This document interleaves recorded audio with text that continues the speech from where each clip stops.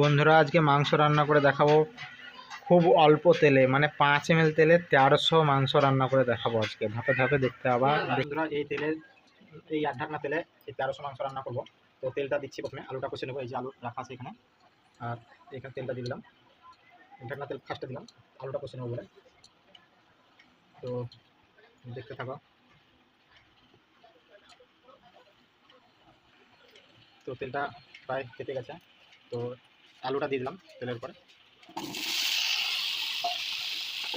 কাঁচের খুঁটিটা দাও, তেজপাতা দিয়ে দাও। যাবো না দাও, ঠিক আছে। তোমার বুঝতে পারছো যে আমি আনারি মানুষ, কারণ আমি রান্না করি না। তো তোমাদের আলুটা লাল লাল হয়ে গেলে এবার তুলে নেব।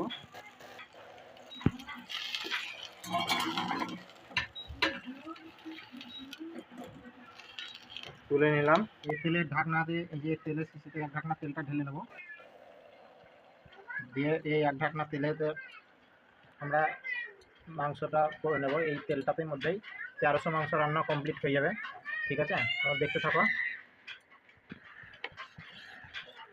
তেলটা একটু বুলিয়ে নিলাম, ঠিক আছে।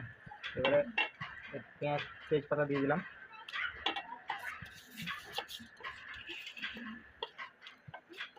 তেজপাতা দিয়ে দিলাম, বেশ। এবারে পেঁয়াজটা দিয়ে দেবো। এই যে দেখতে পাচ্ছ তোমরা, পেঁয়াজটা দিয়ে দিলাম। এই তেলের মধ্যে মাংস সব রান্না কমপ্লিট হয়ে যাবে।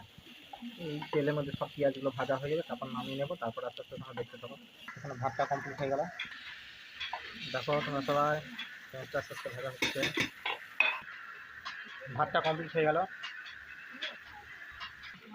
আস্তে আস্তে এটা লাল হয়ে আসছে, পেঁয়াজটা লাল হয়ে আসছে। দেখতেই পাচ্ছেন বন্ধুরা, তেলের পরিমাণ খুব অল্প। হ্যাঁ, শুকনো শুকনো হয়ে আসছে। হ্যাঁ, এই তেলের মধ্যে মাংস রান্না হয়ে যাবে সব। আস্তে আস্তে দেখতে থাকুন। পেঁয়াজ ভাজা কমপ্লিট হয়ে গেল এই তেলের মধ্যেই, দেখো সব শুকনো শুকনো। হ্যাঁ, তেল নেই একবারেই, পেঁয়াজটা লাল লাল হয়ে গেছে। দেখো বন্ধুরা, পেঁয়াজ ভাজা হয়ে গেছে। এবারে মশলাটা দিয়ে দিচ্ছি। দেখুন, বিনা তেলে রান্না, মানে খুব অল্প তেলের পরিমাণ আছে। হ্যাঁ, এটাই মশলাটা কষে নেবো। মশলাটা নেবো, দেখো একদম তেল নেই, দেখতে পাচ্ছ তো। এটাই কিন্তু রান্না হয়ে যাবে, ঠিক আছে। মশলাটা মেরে নেবো এই তেলেই। তো ঠিক আছে, দেখতে থাকো বন্ধুরা, খুব ইন্টারেস্টিং ভিডিও, তেল ছাড়া মাংস রান্না। দেখো বন্ধুরা, হলুদ দিচ্ছি।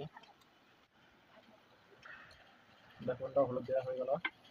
এবারে আমরা এই সসটা দিয়ে দেবো, টমেটো সস।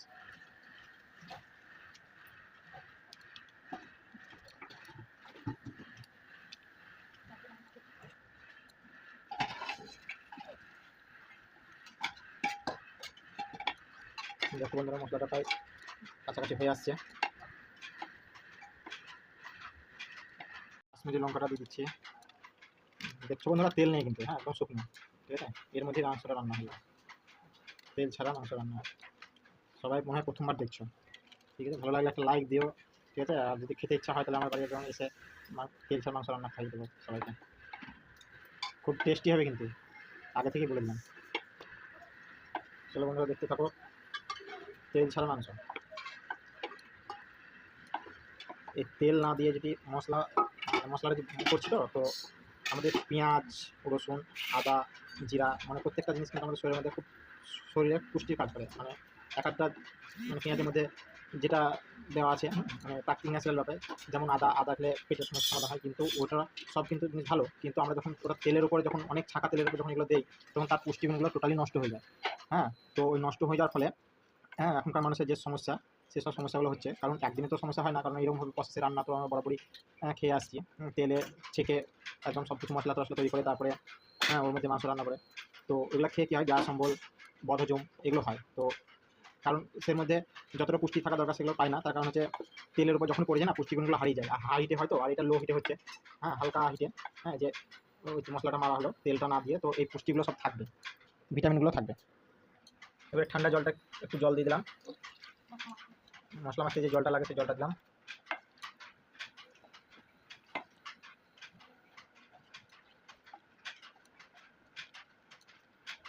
জল দিয়ে মশলা তৈরি করছি। আর একটু জল দেবো, দিয়ে ভালো করে নেড়ে চেড়ে মশলাটা ঢাকা দিয়ে দেবো। ঠিক আছে, এটা হচ্ছে মানে মেল ঠান্ডা, এই ঢাকনাটা দিয়ে দেবো। ব্যাস, একদম ভাইটাল ঢাকনা। ঠিক আছে, এই ঢাকনাটা দিয়ে দেবো, ব্যাস মানে এই ঢাকাতেই কাজটা হয়ে যাবে। ঠিক আছে, ব্যাস। এবারে এই যে একটা ঢাকনা দিচ্ছ, এটা ভাইটাল ঢাকনা। ঠিক আছে, এইটা ঢাকনা, ব্যাস একদম টোটালি সেফটি হয়ে গেল। ঠিক আছে, একদম দেখে নাও, যখনই মানে ভিতরে যে একটা ভাপ আসবে, মানে ভাপের মধ্যে এই মানে মশলাটা হয়ে যাবে। এবারে যখন ভাপটা তৈরি হবে তখন কিন্তু এই ঢাকনাটা ভারী। ঠিক আছে, এখন কিন্তু ঘুরে না, এখন দুপুরে ঘুরেছে, বুঝছে? ঠিক আছে, এবারে একটু পরে যখন ঘুরছে না, যখন একটু পরে কিন্তু ঘুরতে শুরু করবে। দেখতে থাকো। তো চলো বন্ধুরা, দেখি কতটুকু হলো।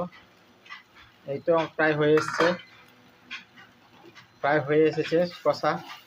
ঠিক আছে, মশলাটা জাস্ট তেল এক ঢাকনা দিয়ে মশলাটা কষে নিয়েছিলাম, আপনারা তোমরা প্রথম থেকে দেখেছো। তো এবারে যে এগুলো ঘষে ঘষে তুলে দিয়ে মাংসটা দিয়ে দেবো এর উপরে। ঠিক আছে, তো চলো দেখতে থাকো বন্ধুরা, মাংসটা কী করে দেবো দেখি। তো চলো মাংসটা দিয়ে দিই।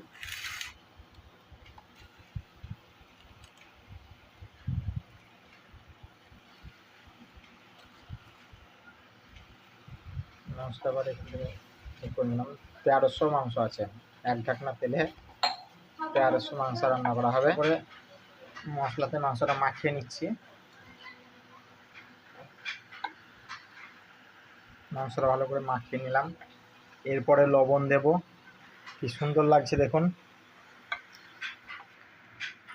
তো ঠিক আছে, লবণটা দিয়ে দিই। লবণটা দিয়ে দিলাম, এবারে ভালো করে মাখিয়ে নিই।